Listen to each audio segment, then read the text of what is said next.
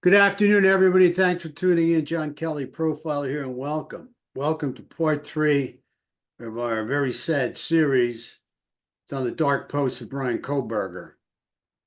Bryan Kohberger is a suspect in the murder of four students up at Idaho University in Moscow, Idaho.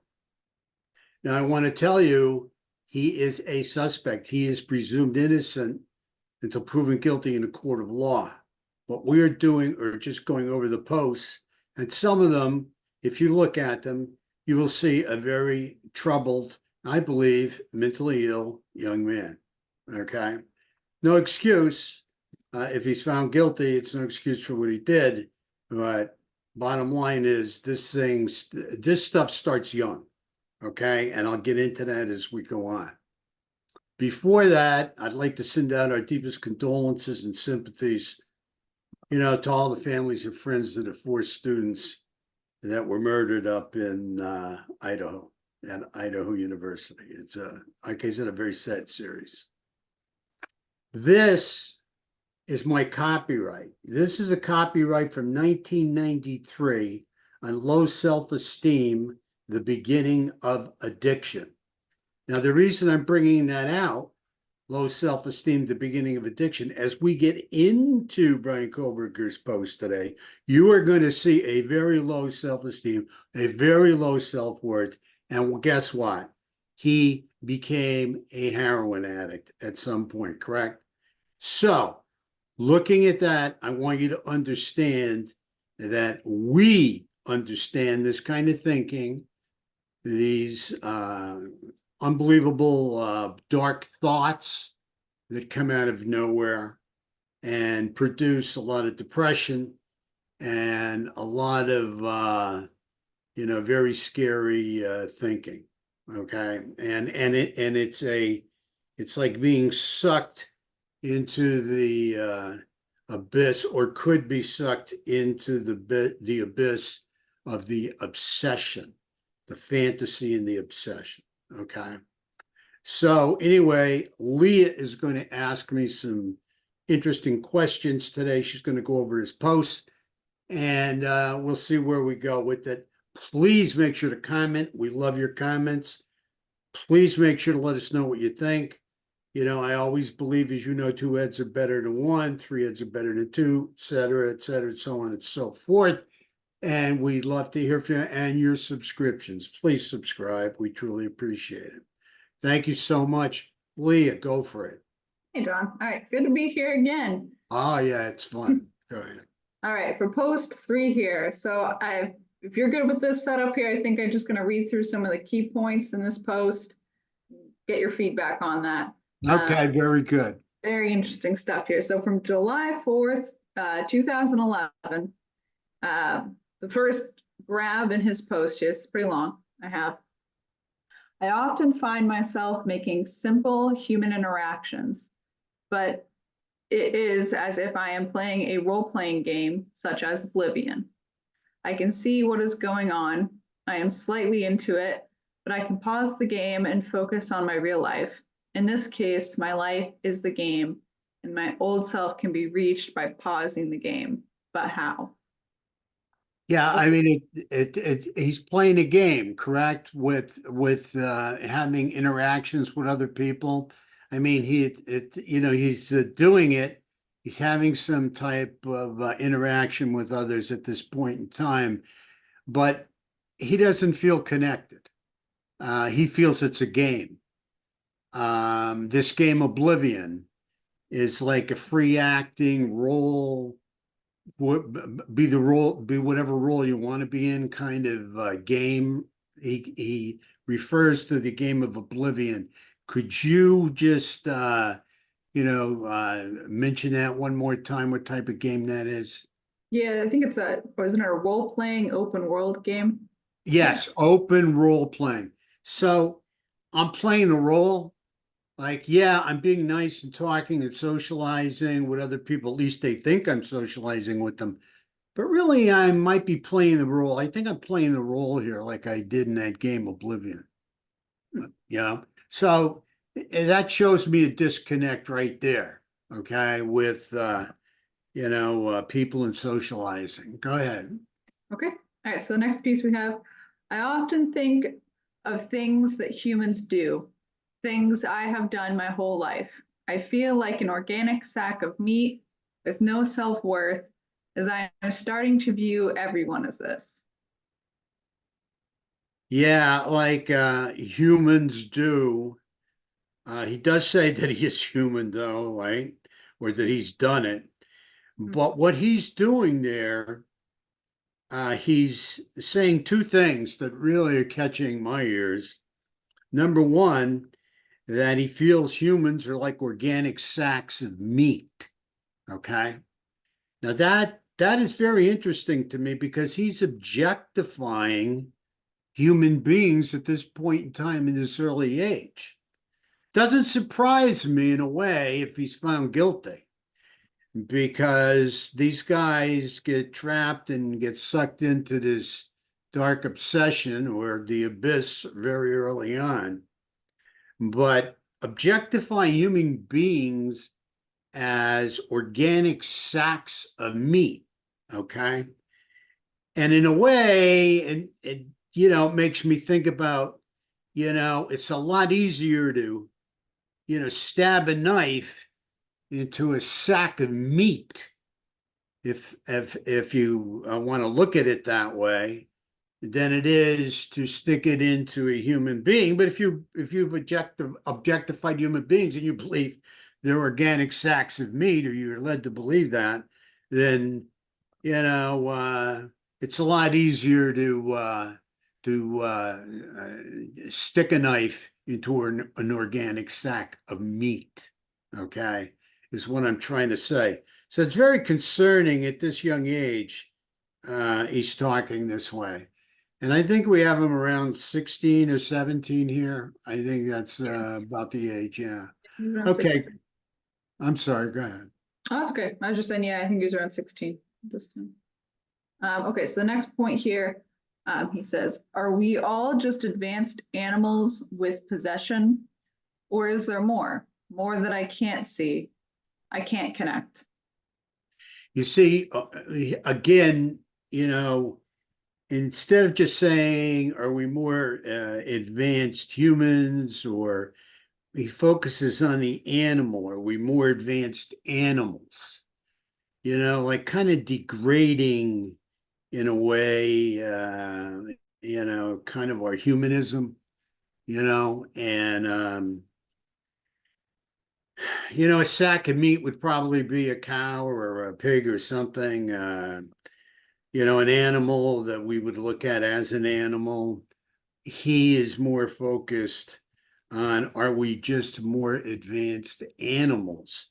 Again, it just keeps bringing me back to this organic meat, this organic sack of meat, just advanced animals.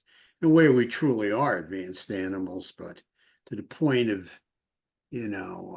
being humanized. And what was the other part of that? So he says, is there more that I can't see? I can't connect. Yeah. Is there more I can't see? I can't connect. Connect with what? I'm believing connect with people. Okay. I'm believing this is really moving away, becoming more asocial, and just moving away from society and humanity, and heading towards, the abyss, and starting to, climb down into the abyss. Go ahead. Okay. All right, so the next part here. I am stuck in this void of nothing, feeling completely no emotion, feeling nothing. I feel dirty, like there's dirt inside my head, my mind. I am always dizzy and confused. I feel no self-worth. I am intelligent, but I feel the opposite. I say things I don't mean. He says things what that he doesn't mean. Yep. That's interesting because what kind of things does he say he doesn't mean? But anyway, he's in this void of nothing he's talking about. And again, there's just this uh, abyss of darkness, um, depression. He talks about having no self-esteem. He's got dirt in his mind. What else? What are some of the other highlights in that? He's always dizzy and confused. Again, feels no self-worth. No I am self-worth. intelligent, but I feel the opposite. Yeah. What does he feel the opposite of? Intelligent. Intelligence. And he is intelligent. He is intelligent. But again, if he's going through the changes here, and one of the changes were part of the comorbidity or different symptoms and different diagnoses that he might have, he can be going through depression, severe depression, being bombarded with thought distortions. You have that kind of thing going on. And then, again, talking about he has no self-worth, no self-esteem. He just doesn't have it. He's void of nothing. How many people have you heard throughout your life talking about have dirt in their mind? What does that mean, dirt in their mind? Or dirty thoughts in your mind? You know, dark thoughts in your mind? What are you thinking and obsessing about? You know, are you talking about the forbidden? Is something to do with the forbidden, something extremely, horrific and criminal? What does that dirt in your mind relate to, Bryan? You know. So anyway, go ahead. Okay. It says, I am stuck in the depths of my mind where I have to constantly battle my demons. Am I here or am I fake? Yeah, I'm stuck in the depths of my mind. What does that mean? Am I stuck in what I'm thinking about? Okay, so I'm stuck in what I'm thinking about, and it's in the depths of my mind. So if you're stuck in thinking about something, you're obsessing over something. All right. So what are you obsessing about? You know, um, and I'm battling my demons. See, now I'm battling my demons. Um, he's talked about being in a dark place. He's talked about having dirt in his mind. Um, he's void of nothing. Okay, he feels he's in a void of nothing. He doesn't exist, but he's stuck with these thoughts and battling demons. So what does he mean by that? Okay, and this is a good question for our audience too. What does he mean by that? He's battling the demons. Demons of what? He's not being specific. If you notice, he's not talking about I'm having thoughts of hurting somebody. I'm having thoughts of killing somebody. I'm having thoughts of power control and sexual dominance over somebody. He's into an obsession, okay? And I believe it's a dark, really obsession of the forbidden, but he's not being specific kind of at all there yet. We're not seeing him specifying anything that he's obsessing and focused on, that can be violent. So he's young and he's just starting into the, obsession of the dark abyss, which is, I believe his is completely made up of obsessions of dark fantasies. But go ahead. Okay, so he says after that, what if I let go? Where would I be? Now he has a little bit more context there, but that was the meat of it. What if I let go? What if I let go? Where would I be? Well, this is it. If I let go of these obsessions, or I let go of these thoughts or of this place I'm in, or if I let go of this dirty mind or dirty thoughts, however, he's connecting it, what do I have? Because obviously he doesn't have a connection to anything else, which is pretty sad here. Again, I can't say it enough. I wish there was some kind or more of a medical intervention at this point in time, very early on. I think it could have helped in immense ways. I think there was some kind of medical intervention, but certainly not a coverall to deal with these intrusive thoughts that are creating these obsessions. So, I mean, this is where we're at with him. I mean, it's pretty sad at this point in time. What we're looking at and what we're seeing is no sense of self. I see no sense of self. Okay, so the next one we have is I think about my father, how he is a good man, but I treat him like dirt. I think about my father and he's a good man, but I treat him like dirt. Okay. Again, we're going back to, I think I have dirt in my mind or whatever. Okay. But anyway, he is acknowledging his father is a good man. He's acknowledging that. But I treat him like dirt. Well, why do you treat him like dirt? Okay. What is this about? Because this is showing me some anger. And usually underneath that anger, we're looking at fear or hurt. Okay. So is it both? Is he fearful of where he's headed or what's going on? And what his future is going to be like? Is he hurt? Because he is disconnected. He can't connect with anybody. It's just like he believes he can't connect with anybody. That doesn't mean he can't. That's just his belief system. But the belief system seems to just progress in a darker way, and this is where you see people getting sucked in, into that darkness. It's like somebody just throws this dark cloak over them and they just, kind of live and function in this darkness without, a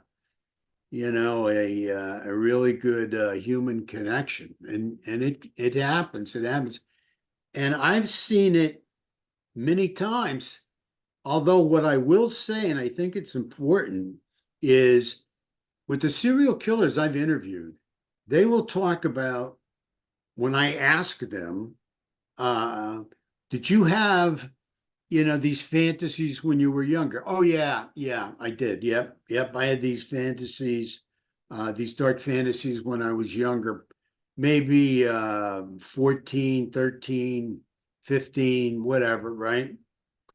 So then my next question is, well, what did you do about it? Well, they would progress. They just got worse. They would lead me more into wanting to have power and control over others. Okay, they would become more grandiose. These feelings, and he, in our last segment, he talked about grandeur as well. There, okay, and some of his grandiose thoughts. But anyway, this is the first time, and I'm not saying he's a serial killer. I'm not saying he killed anybody. Okay. I'm just saying this is somebody that seems like they're on their way, to a pretty unemotional, detached, and alienating future. I mean, that seems like exactly where he's going, and objectifying humans again sacks of beef. That this is all coming together and kind of bothersome. But this is the first time I've heard this from somebody this young, or any of the adults I've interviewed talking about specifically, what the progression was at that early age through, that dark fantasy, okay, that's propelling them, to become a stalker, or a killer, or worse. All right. And again, certainly he's not a killer at this point. He is innocent until proven guilty in a court of law, but we cannot dismiss this thinking. And I have to give him credit for writing out these thoughts, and the way he's feeling, although he considers himself not to have any feelings. But and if you think about it, they're all in a visual kind of context.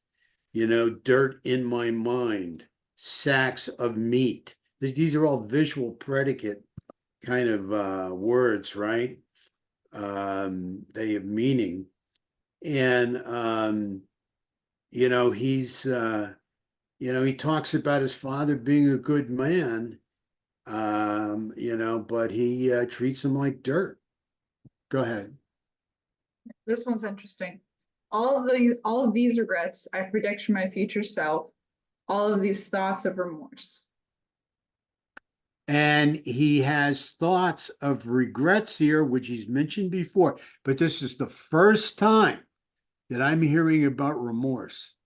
This is the first time I've heard the remorse word.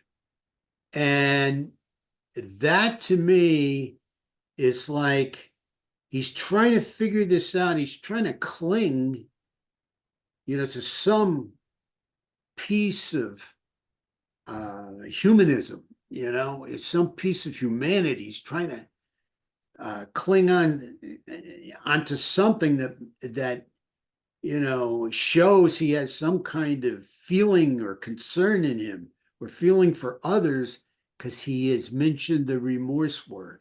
But up until now, we have not, through all his writing, we have not heard that word. We've heard regret, but regret doesn't mean remorse. Here we're hearing regret and remorse together, I just have to believe there's no sense of self here, and he's just continuing to descend into this abyss. He calls it at times nothingness or whatever, but this is a very dark place where he's headed. And we're gonna have to wait to see what happens. I'd like to stop it right there. We do have some more, but we're gonna have to pick that up next time. So what I want to say to the audience is thank you so much for tuning in. Again, please give us your feedback. We're very interested in what you think. We're trying to dissect this. We can be right, wrong, or indifferent. We love your feedback, please. Most importantly, stay safe out there. A very dangerous world we live in. Take care of yourself. Talk to you again next time. And until then, God bless. Thank you.